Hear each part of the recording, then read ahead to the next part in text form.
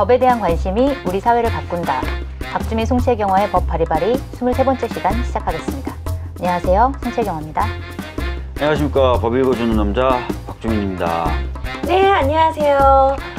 요즘 법에 관해서 공부를 하다 보니까 이제는 제 판결문뿐만 아니라 남의 판결문도 한번 읽어보고 싶은 곽현아예요. 오늘 모신 분 소개를 해드려야 될 것 같은데요. 국회 법제사법위원회 간사이시고 더불어민주당 의원님이신 금태섭 의원님 모셨습니다. 네, 안녕하십니까. 네. 예, 예전에 이 자리에서 한겨레TV 진행도 했던 금태섭입니다. 예전에 이제 했었던 불타는 감자 진행하셨었죠? 1년 동안이나. 왜 웃으세요? 제목이 왜 불타는 감자예요, 근데? 불타는 고구마에서 약간 변주를 했다고 하신 거죠. 불타는 감자. 예, 그때는 뭐 아무나 하는 거였는데 이렇게 뛰어난 분들이 하는 걸 보니까 참 많이 발전했구나 싶습니다. 요즘 그 미투 운동 관련해서 세간의 주목을 한 3일 정도는 검색 순위 상위에 계속 랭크가 돼 있었던 걸로 제가 예, 뭐 저로서는 당연하다고 생각하는 말을 한 건데 뭐 금난독이라고도 하고 사람 말 잘 못 알아들으면 제 금태섭하네 막 이런다고. 네. 일반 명사로 사용되고 계시는. 네, 근데 이 문제는 그 피해자를 보호하고 피해자들이 안심하고 말할 수 있게 해주는 것이 정말 중요하다고 생각을 합니다.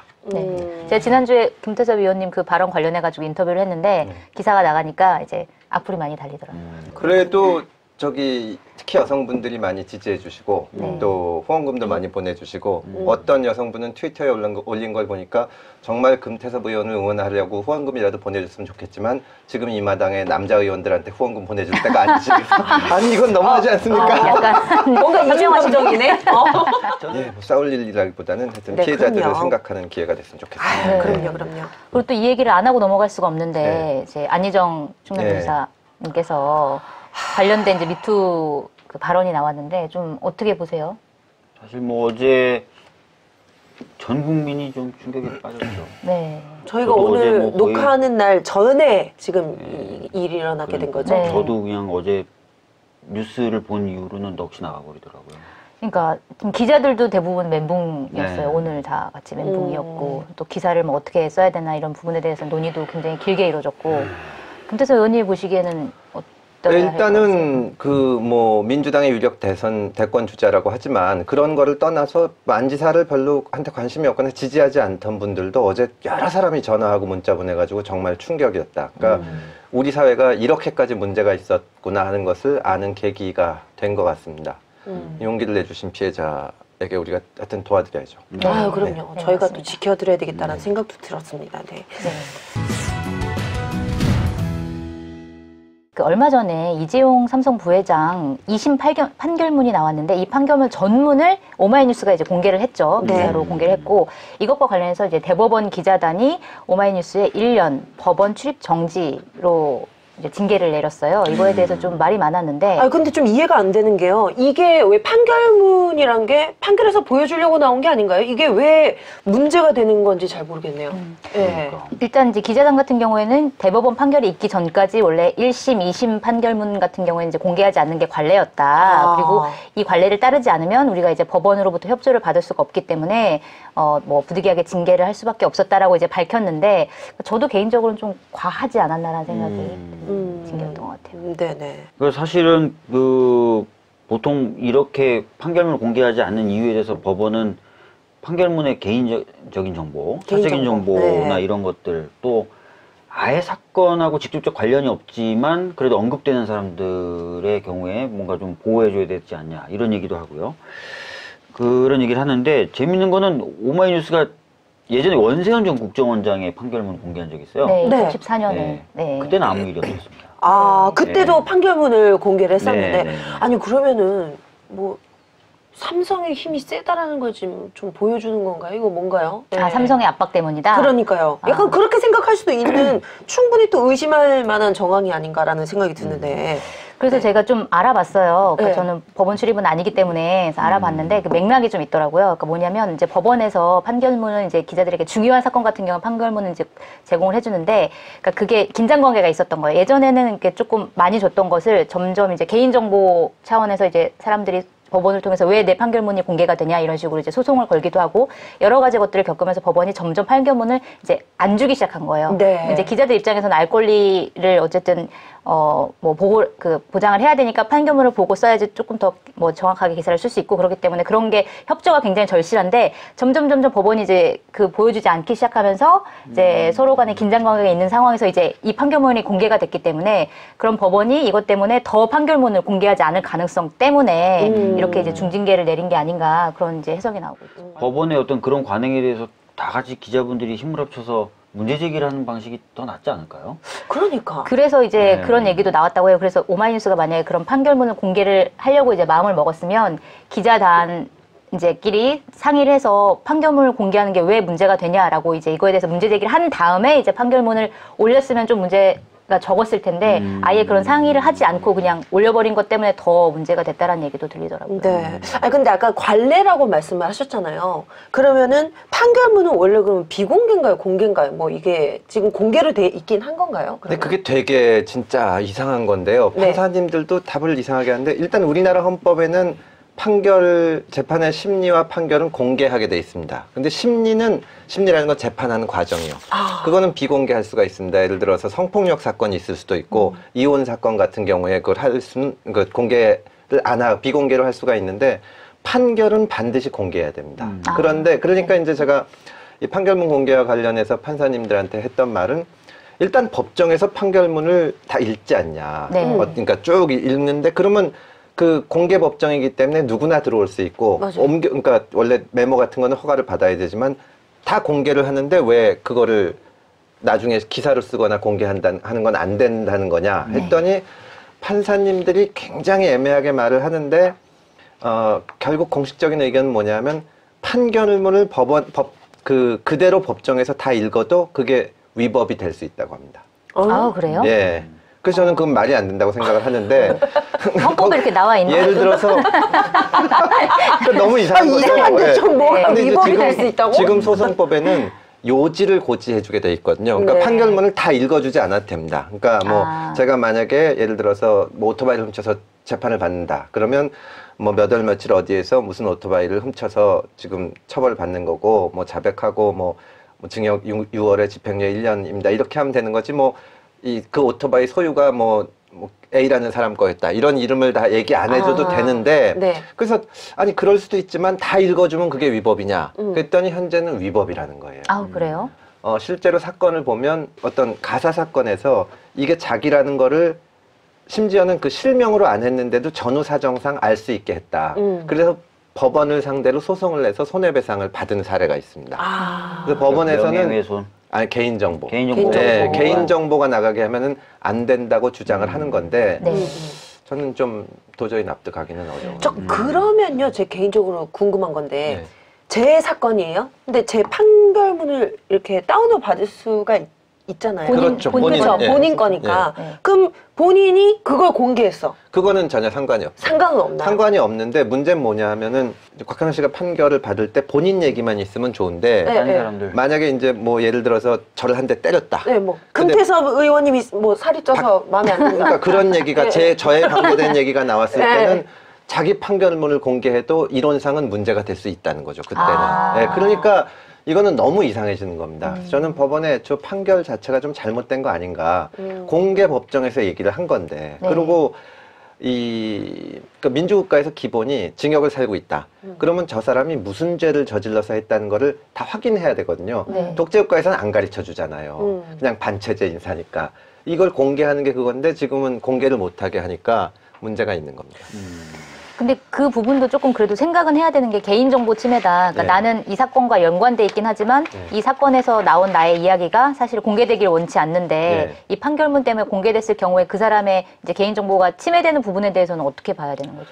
그거는 기본적으로 그러니까 이 사회가 유지되기 위해서 뭐 감수해야 될 부분이 있지 않습니까? 예를 들어서 제가 그 밤에 귀가하다가 어떤 뺑소니 사건을 목격했다. 그럼 저는 아무 죄도 없는 거지만 증인을 안 나가려고 그러면 법원에서 저를 말하자면 구인할 수가 있는 겁니다. 사회 구성원으로서 네. 해야 되는 건데 이 이제 법원에 제가 주장하고 싶은 것은 만에 하나 어떤 정말 특수한 관계, 뭐 아동 문제가 있다거나 그래가지고 비공개를 해야 될 경우가 있으면은 그거는 특별하게 비공개를 하겠다고 결정을 하자. 근데 지금은 너무나 많이 비공개를 합니다. 그러니까 예를 들면 대한항공 조현아 상무의 그 땅콩 해양 사건을 알고 있지 않습니까? 그 판결문을 보면 A항공이라고 나와요. 그러니까 온 국민이 그걸 보면 대한항공이라는 걸 아는데, 그리고 이제 조현아 상무는 뭐 B, C.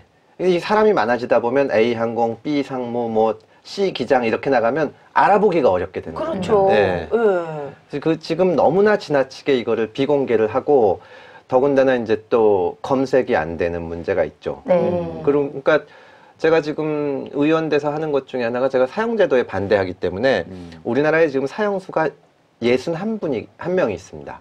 그 판결문을 전부 구하려고 하는데 그거가 어려워요. 그러니까 사형수라는 거 아직도 못 구했습니다. 제가 여당 법제사법위원회 간사인데 그래요? 예, 아직도 못 구했고, 또 이제 한 명인 경우에 사람 피고인을 전부 이렇게 지워서 갖고 오는데 한 명인 경우에는 지웠지만 무슨 죄를 저질렀는지 알 수 있죠.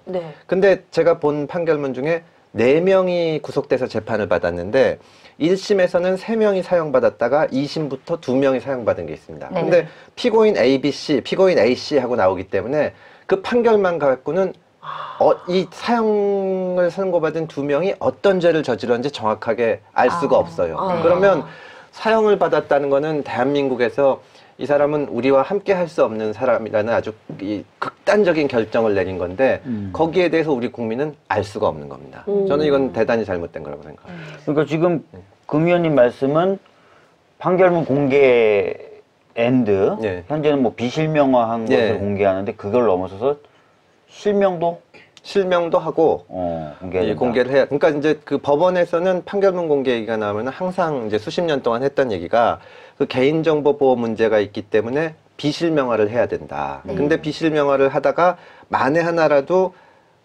사람 이름 지우다가 실수로 한 명 빼먹으면 개인정보가 나가서 손해배상을 할 수가 있다.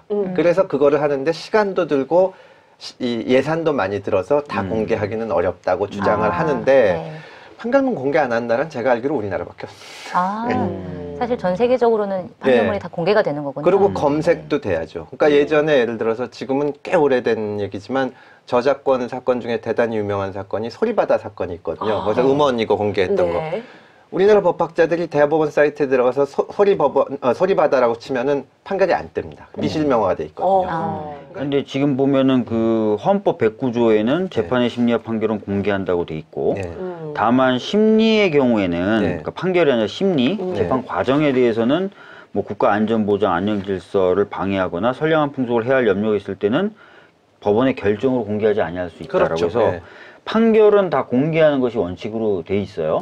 그러면 사실 이 조항을 그대로 따라가 보면 이 헌법 조항에 따라서 판결문을 공개하는 거, 그러니까 비실명 처리를 안 한다든지 뭐 해서 공개하는 것이 그 하위법이죠. 헌법보다는 하위법인 민법이나 형법에 의해서 문제가 안 될 수도 있을 것 같은데 현재는 이제 이게 문제가 된다라고 법원은 해석해서 손해배상 청구를 한 겁니다. 손해배상 청구를 받아들여서 손해배상을 했다. 실제로 그게 말하자면 법원에서 잘못한 거다. 그리고 손해배상을 국가가 하게 해줬으니까. 그러니까 애초에 왜 그렇게 판결을 한 거죠?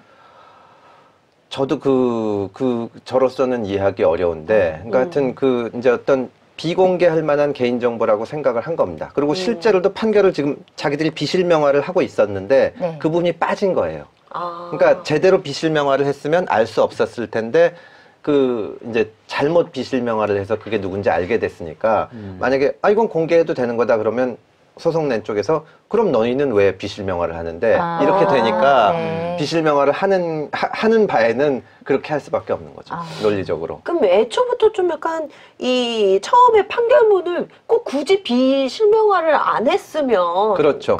뭐 이런 따로 손해배상을 좀 청구할 그런 여지도 좀 없었을 수도 있었을 텐데 왜냐면 헌법에서 보장하는 권리니까. 그렇죠.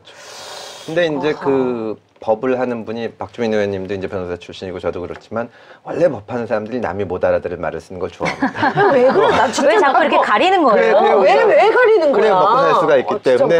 왜? 그러니까 사실은 헌법만 놓고 보면은 당연히 공개하는 거고 그렇죠. 그렇기 때문에 밑에 헌법보다 아래 법이라고 할 수 있는 민법이나 형법으로 나중에 공개된 것을 가지고 이게 민사소송법, 잘못된 거다라고 형사소송법으로, 예. 문제 제기하는 예. 것이 말이 안 되는 거죠. 말이 안 되는 것처럼 예. 보이는데도 예. 불구하고 예. 그게 하나의 관례이자 판례로 굳어지면서 지금까지 계속 공개하지 않은 게 되네요. 근데 그 판례로 굳어진다는 거의 의미가 한번 그렇게 판결을 했으면 네. 그 판결을 뒤집는 판결은 나올 수 없는 건가요? 꼭 그런 건 아니죠. 아니 나올 수도 있는데 네. 그러면 아까 말씀드린 것처럼 우리가 지금까지 비실명화한 게 잘못됐다고 얘기를 해야 되는 거죠. 공개하는 게 맞는 건데 네. 그럼 왜 비실명을 하냐 이렇게 되는데 그 생각을 못 한 것 같습니다. 근데 저는 너무 귀찮고 그러니까 아니 생각을 못 한 것 법원이 같다고요? 그 특허법원들이 모여있는 법원 그러니까 생각을 아니, 잠깐 그러니까 지금 잘못해가지고 법원에서는 판사들은 인정을 안 하는데 네. 네. 저는 이제 깊은 그 의심이 네. 저 사람들이 판결을 보여주는 게 싫었을 거야라는 생각이 드는 왜 겁니다. 싫었을까요? 그러니까 판사들이 이제 최종적인 자리에서 판단을 내린 자리이기 때문에 네. 자기 사건이 항소돼서 상급심 판사들이 보는 것도 별로 안 좋아합니다. 그래요? 예, 네. 싫어해요. 그 다음에 전관예우 문제가 굉장히 많은데 전관예우를 놓고 항상 물어보면 예전에는 판사들이 인사청문회 대법관 같은 거 하면 뭐라 그랬냐면 전관예우는 사실 없는데 국민들이 오해하는 겁니다. 했다가 네. 두들겨 맞은 거예요. 네, 그렇죠. 말이 되냐? 네. 그러니까 뭐 국민들이 그렇게 생각하신다면 하여튼 고쳐야죠. 이렇게 두리뭉술하게 얘기를 했는데 지금 전관예우 문제가 뭐 검찰도 그렇고 홍만 편이 진경준이 문제가 많이 된 건 현관 문제였지만 되면은 이제 법조계하고 인식이 괴리가 있고 네. 그때 이제 국회에서 내는 많은 대책이 뭐 변호사하고 만나면은 그 기록해라 뭐 하는데 그게 현실적으로 불가능하거든요. 왜냐하면 친한 친구인데 전화 온 거를 뭐 보고할 수도 없는 거고 저는 그런 식의 접근은 좀 어렵고 이거를 외부 사람이 분석할 수 있어야 된다고 생각합니다. 그러니까 그렇게 되면 공개를. 이게 공개를 하면 통계도 내고 네. 빅데이터가 되는 거죠, 그야말로. 네. 그렇죠. 판결문이 공개가 되면 정말 수 없는 사건에 대해서 통계도 만들고 그래서 예. 우리 사회가 어떻게 돌아가고 있는지에 대해서 연구도 할 수 있고 굉장히 그렇죠. 여러 가지 쓸모가 많을 것 같은데 그리고 또 이번에 그게 또 그 안 삼성 되고 관련돼서 그 2심 판결문 딱 공개되고 나니까 사람들이 거기도 이게 좀 법적인 해석 이게 맞냐 여러 가지 막 해석도 의문도 나올 이렇게, 수 있고. 그렇죠. 나올 네, 수도 맞습니다. 있고. 그런 거 네. 자체가 좀 싫은 거잖아요. 좀 반론을 약간, 제기할 수 있는 여지를 싫은 주지 그런 않은. 부분이 좀 네. 싫어서 아무래도 또 근데 그건 공개를 해서 풀어야지. 그렇죠. 공개를 해서 풀어야지. 그걸 비공개 감춘다고. 감춘다고 어떻게 될 수 있는 거는 아니고 또 결국은 슬금슬금 나와요. 네. 그러니까 제가 변호사 할 때 제일 자괴감 들 때가 예를 들어서 이번에 이재용 부회장 사건 같은 사건이 나면 이제 법조 기자가 전화를 해서 이 판결에 대해서 어떻게 생각하냐고 물어봅니다. 네. 그러면 제가 변호사인데 기자한테 판결 좀 구해주세요 해야 돼요. 그러니까 이번에 그 오마이뉴스 사태는 기자들이 그 끈을 놓지 않으려고 하는 겁니다. 안 그러면 법원에서 안 줘버리면 기자들도 입수가 안 되니까. 기자들도 예. 입수할 수 없으니까. 근데 그러니까 법원에 이제 공식적으로 물어보면 사실은 기자들한테 주는 것도 문제가 있습니다. 이렇게 얘기를 할 거예요. 네, 맞아요. 그러면 이재용 부회장이 집행유예를 받는 정말 온 국민이 관심을 갖는 사건인데 판결은 이재용 부회장만 볼 수 있다. 이거는 헌법하고 완전히 안 맞는 안 거죠. 그렇죠 맞죠. 취지가 아, 참. 근데 법원이 약간 계속- 좀 정리를 좀 해봐야 될 것 같은데 갑자기 뜬금없이 정리해서 죄송한데 아, 좋습니다. 판결문 나왔을 때 이제 비실명화를 해서 네. 검색이 안 되게끔 만드는 거라든지 네. 뭐 이런 거는 이제 개인정보 보호다 뭐 이렇게 네. 얘기를 한단 말이에요. 네. 그거는 뭐 지금까지 쭉 말씀하셨을 거고. 근데 이재용 판결문 같은 경우 공개를 안 한다. 네. 근데 이거는 처음에 우리가 다뤘던 이 부분은 만약에 비실명화해도 이재용 판결이 1, 2심 단계에서 나간 거기 때문에 문제가 된다. 이런 건 그렇죠. 거잖아요. 그런 확정된 약간, 판결이 아니면 공개를 약간 좀 못 다른 한다고 거죠? 네. 그 또 생각을 하는데 1심 판결을 받았다는 것 자체가 사회적으로 공공적인 지식이죠. 그러니까 그렇죠. 이재용 부회장이 1심에서 징역형을 받고 항소심에선 집행유예를 받고 하는 것이 그것이 당연히 알 권리의 대상인데 이게 무슨 그 구멍가게 하다 그런 것도 아니고 우리나라에서 가장 큰 기업에서 그 돈이 어떻게 쓰였나 하는 건데 그거를 확정되지 않았으니까 안 된다는 거는 저는 안 맞다고 봅니다. 이미 공론화가 이미 다 되고 있는 상황인데 예. 그걸 또 정확하게 알리려면 사실은 판결문이 필요하긴 아니, 한 거죠. 그것뿐만 아니라 최근에 법원에서는 주요 사건의 판결 선고 과정을 TV로 공개를 하겠다고 했거든요. 그건 좀 약간 또 위배되는. 판결문이 마치 1심, 2심 거니까 공개하면 안 된다. 이것도 말이 안 되고. 말이 안 되는 거죠. 우리가 종종 뭐 판결문이라고 본 거는 그러면은 뭐 어떻게 어렵게 쌀이 구한 건가요? 안 뭐 예를 그러면 들어서 뭐 오픈이 된 건가요? 뭐 어떤 거예요? 그러니까 당사자가 판결문을 가져온 경우도 있고, 그 다음에 이제 예전에는 제가 몇 년 전만 해도 예를 들어서 내가 뭐 사건팀 경찰 그 담당 기자인데 내가 뭐 서부지검을 담당한다, 서부지법을 담당한다. 그러면 거기서 달라고 하면 나는 출입 기자이기 때문에 보여주기도 했어요, 판결문을. 그런데 지금은 이제 그 시스템이 아닌 거죠. 지금은 워낙 개인정보 보호에 대해서 법원이 민감해하기 때문에 법원 출입 기자한테만 주요 사건의 경우에만 이제 주는 경우가. 그리고 이제 그 사람 이름 뺀 비실명화한 그거는 그 대법원 사이트에서 법원이 생각하는 중요한 사건들은 검색이 가능합니다. 예를 들어서 부동산 등기법 하면 그에 관련된 판례가 나오는데 그게 우리나라 전체 판례의 지금 0.2% 정도라는 엄청난 숫자를 공개하고 있는 거죠. 0.2%요? 근데 그게 또 검색할 수 있는 컴퓨터 대수도 아니 그러니까 이게 그런 사람 그 문제는 우리나라의 판사가 몇천 명 있더라. 하여튼 3천 명인가 있는데 그 사람들은 실명이 다 등장하는 모든 판결이 검색이 됩니다.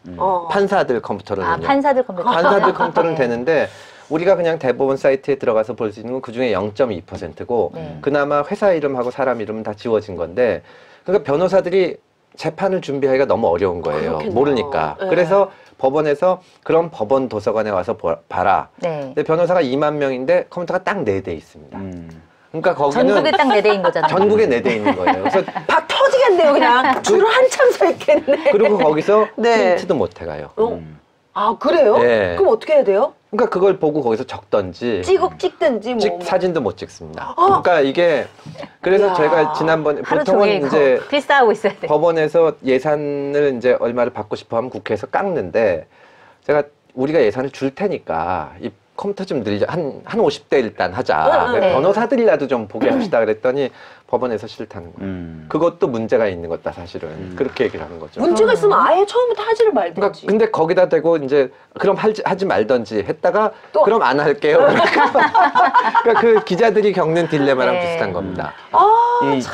제가 또 중간에 좀 잠깐 정리를 좀 하면 오늘 정리 많이 하시네요. 인터넷에 대법원이라는 데를 치고 들어가면 그중에 대국민 서비스라고 되어 있는 항목이 있어요. 그걸 클릭하면 법률 정보를 볼 수 있는데 그 중에 하나가 이제 판례예요. 판례 들어가서 하면은 방금 말씀하셨던 것처럼 전체 판결문 중에 한 0.2% 정도는 비실명화해서 올려놔서 그 검색되는 한도 내에서는 검색돼서 판결문들을 볼 수 있어요. 예. 근데 나머지 99.8%의 판결문을 포함한 전체 판결문 그리고 비실명화된 거는 대법원에 가야만 볼 수 있고 그렇죠. 거기에는 그 컴퓨터가 4대만 놓여 있고 법원별로 구분돼서 검색해야 되죠. 그죠? 그렇죠. 네, 거기 가서도 내가 찾으려는 사건이 어느 법원에 있는지를 알아야 검색이 되는 거예요.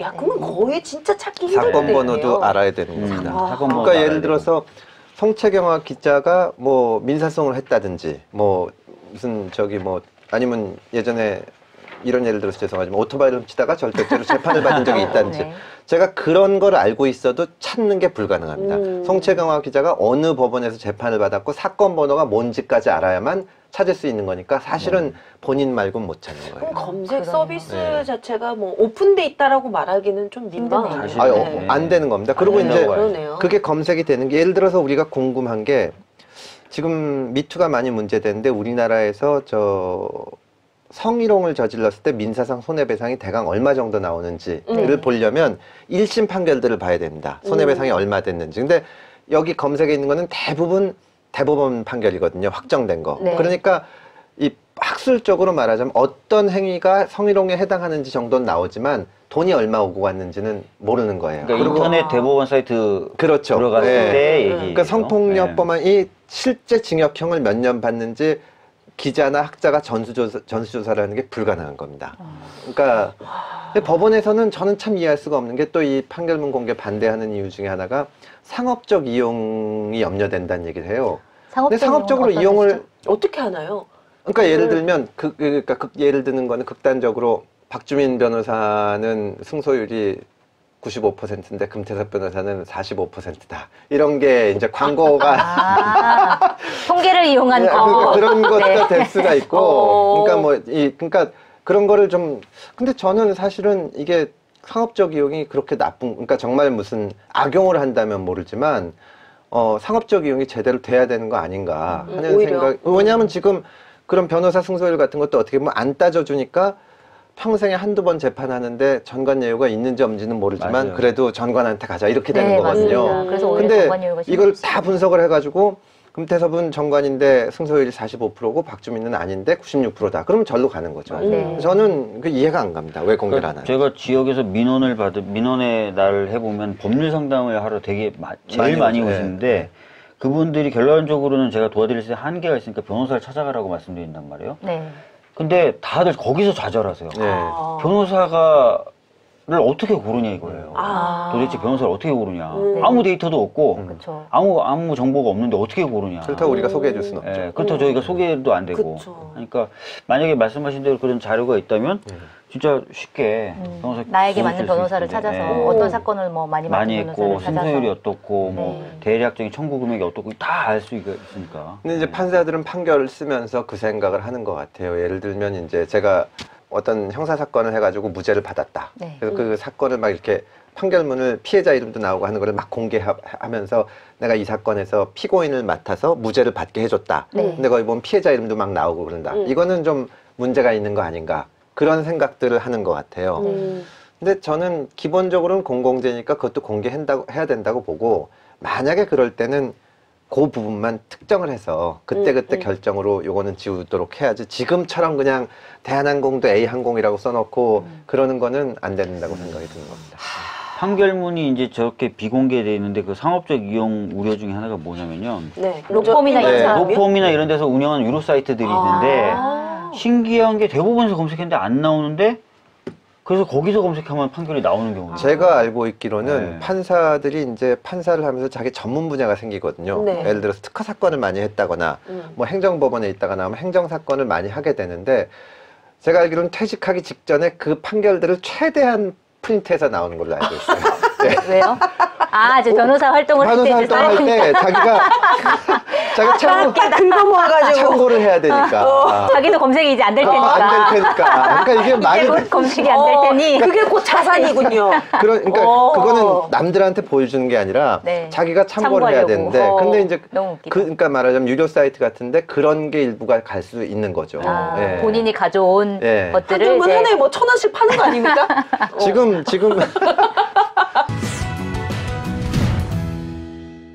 외국 같은 경우에는 어떤가요? 판결문 공개가?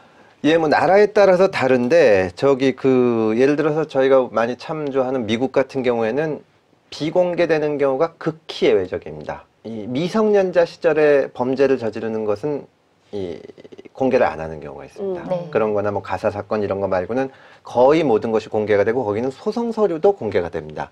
예를 들어서 제가 형사 재판으로 판결을 받으면 그 판결뿐만이 아니라 뭐 검사가 논고를 했다거나 그런 것도 전부 찾아볼 수가 있습니다. 하여튼 미국은 다 공개를 하고 중국도 다 공개를 한다고 알려져 있습니다. 네, 판결문을. 네, 판결문은. 그리고 유럽계 국가에서는 비교적 이제 좀 덜 공개를 하는데 네.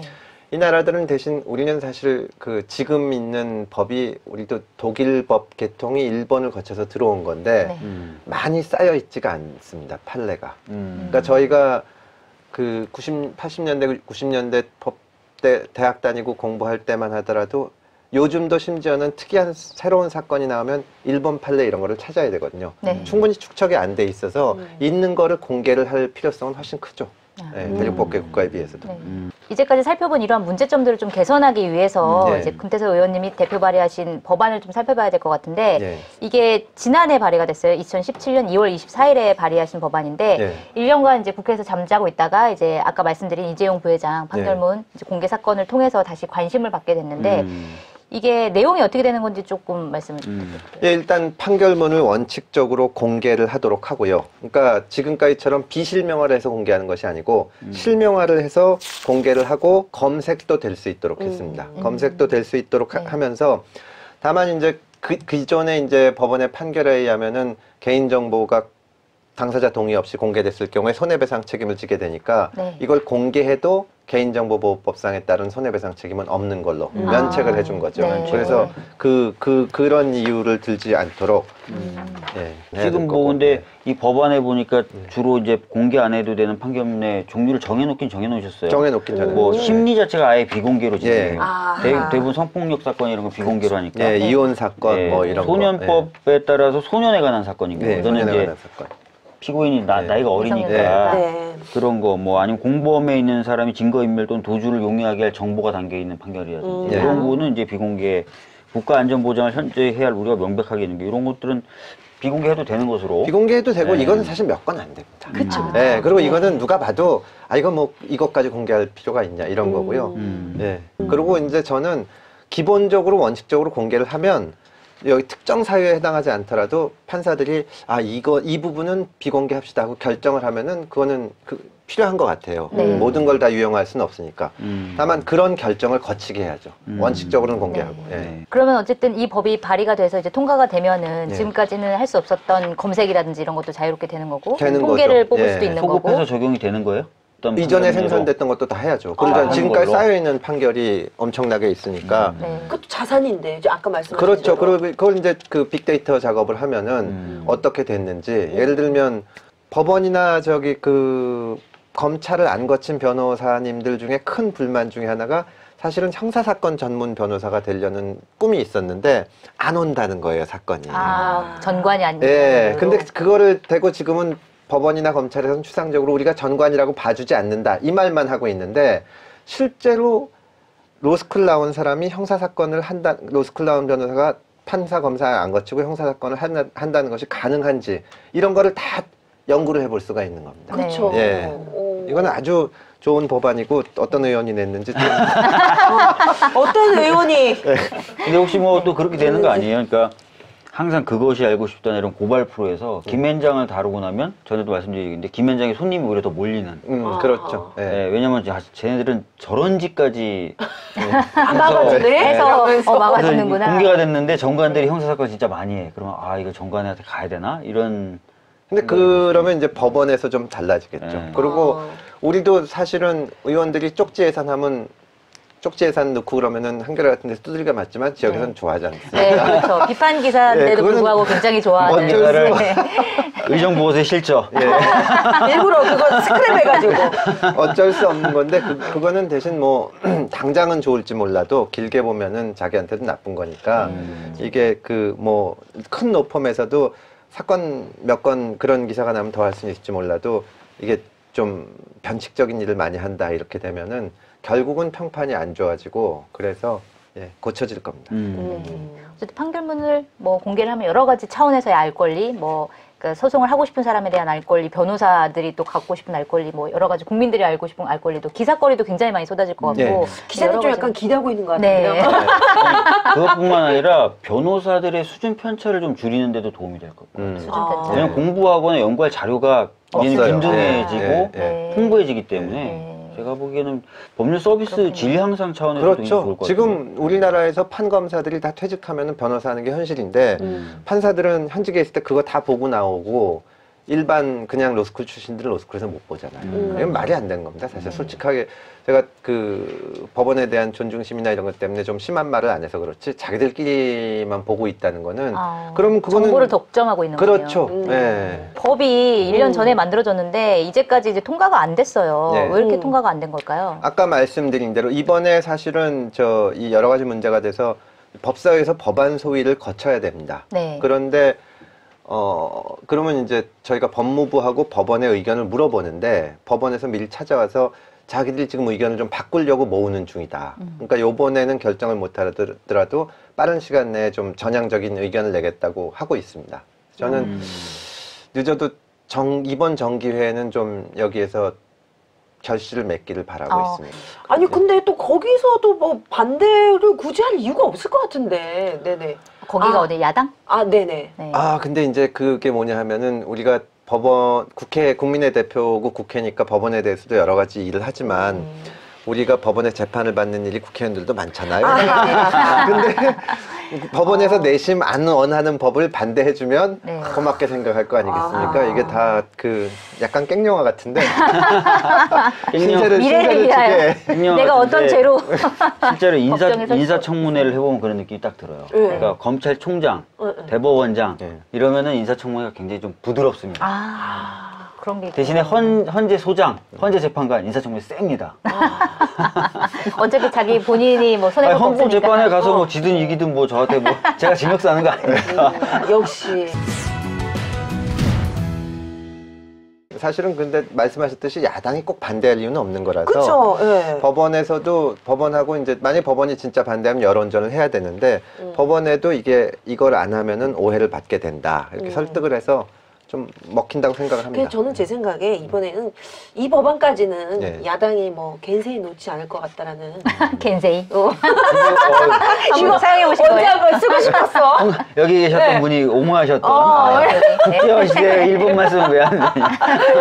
어쨌든 이 법안 통과를 위해서 마지막으로 또 하고 싶은 말씀 있으시다면? 네. 사법부에 대해서 불신이 높고 검찰에 대해서 불신도 높은데 이 어떤 좀 인위적인 제도를 이용해서 사람들이 법조인들이 뭘 못하게 하거나 하는 것은 성공하기가 어렵습니다. 근데 이걸 이렇게 투명하게 만들어 놓으면 이 법조 사법 민주화를 이루고 또 이 신뢰를 제고하는데 가장 기초적인 것이라고 생각을 합니다. 국민들께서도 많은 관심을 가지고 후원금도 좀 보내주시기 바랍니다. 아니, 갑자기 후원금 마지막에 나서 갑자기 확 그냥 안드로메다로 그냥. 아주 논리적이었죠? 네, 그렇습니다. 네네.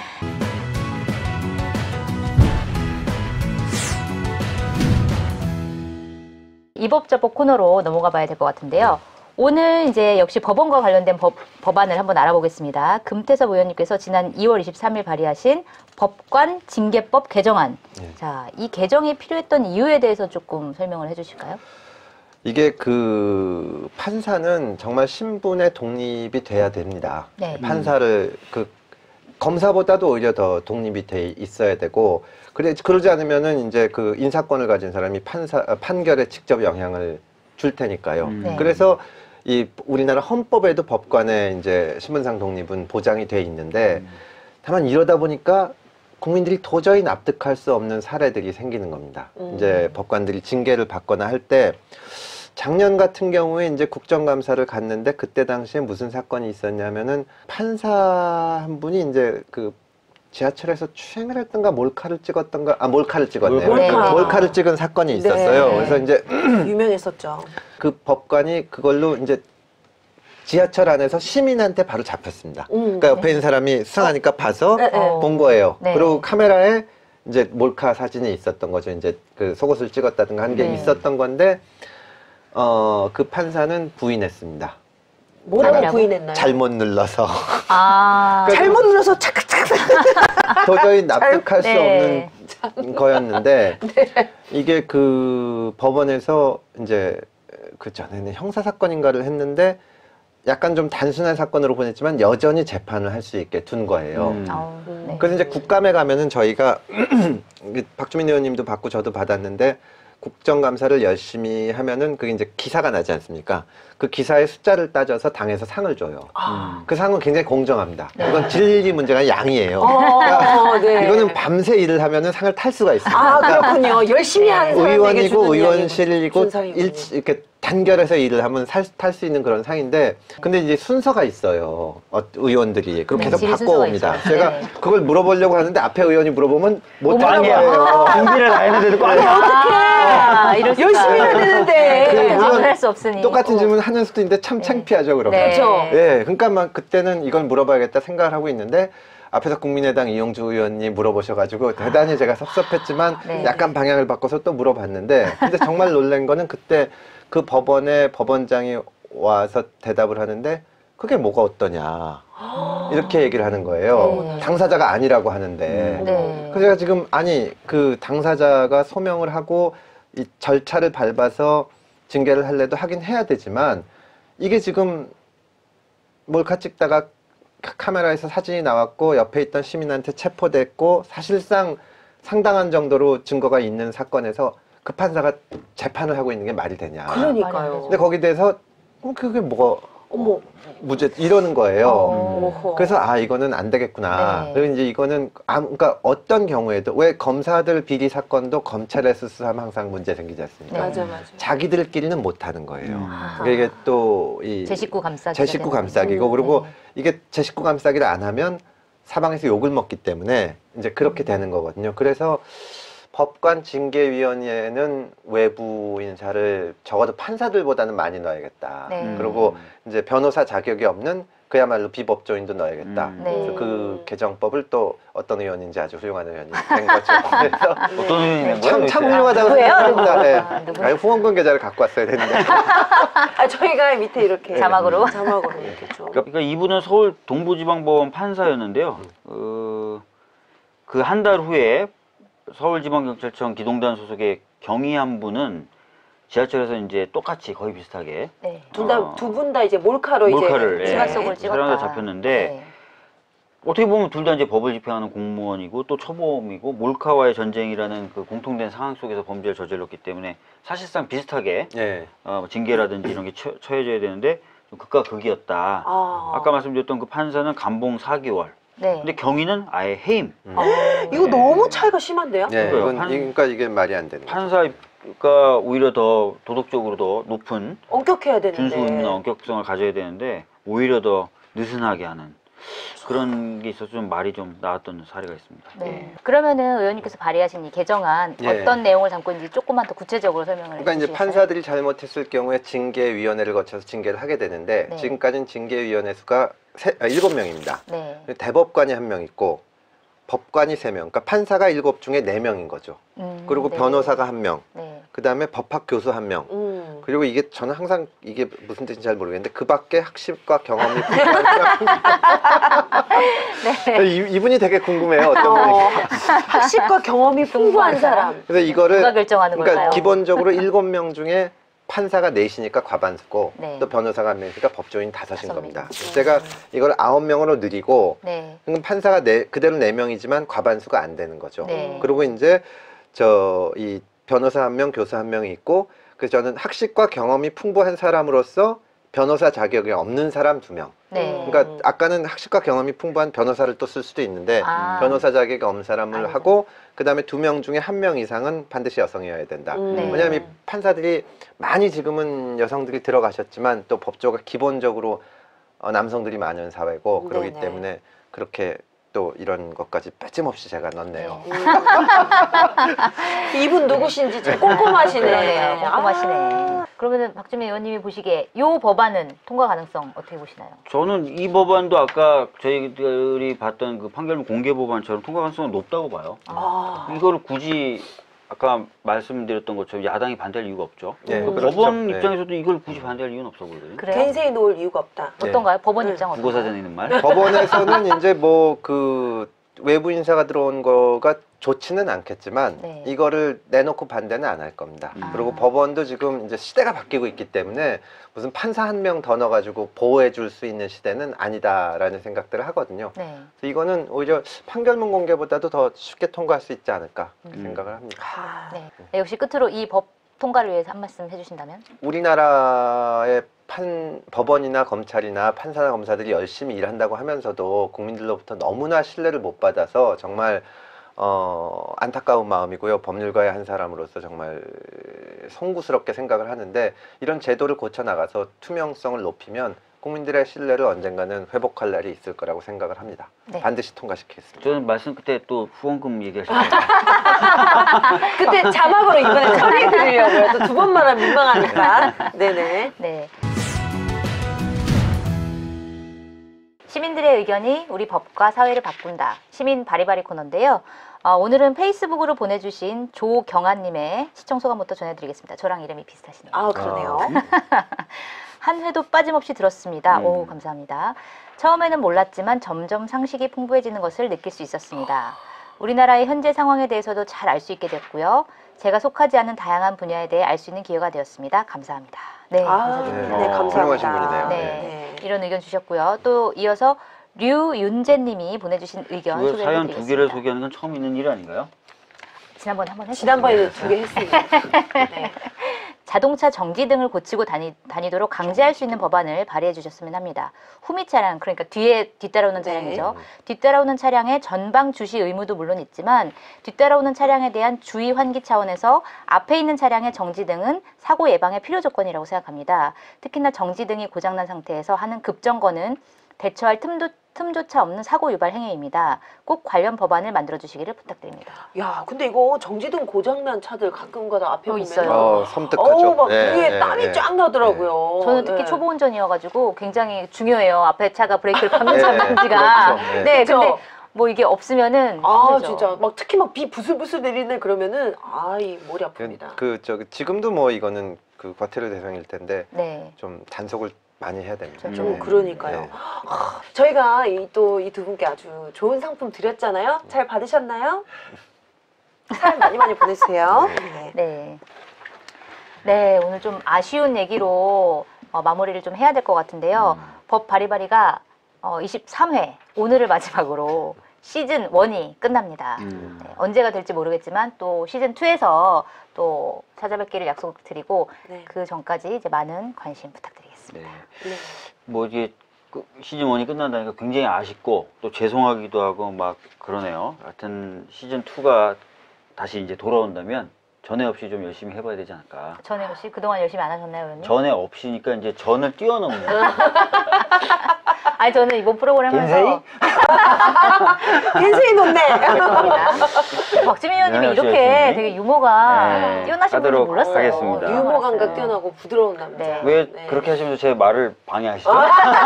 인생이 높는 거예요. 예, 하여튼 아쉬운 마음을 후회를 기약하면서 좀 달래보도록 하겠습니다. 네, 그러니까요. 감사합니다. 저 또 그동안. 오늘 저 같은 경우는 이제 마지막 회라고 해가지고 시커먼 옷을 입고 오려고 그러다가 의상 너무 멋지십니다. 네, 근데 오늘 또 시즌 2를 맞이할 수 있기 때문에 여러분 꼭 다시 찾아뵙기를 약속드릴게요. 네. 예, 오늘 함께 해주신 항상 우리가 궁금하면 학식과 경험이 풍부한 예. 금태를 들으시는 예, 금태섭 의원님 감사합니다. 예, 감사합니다. 네, 감사합니다. 박주민 송채경화의 법 바리바리 시즌 1 여기서 마치겠습니다. 감사합니다. 네, 감사합니다. 아, 수고하셨습니다. 수고하셨습니다. 고생하셨습니다. 수고하셨습니다.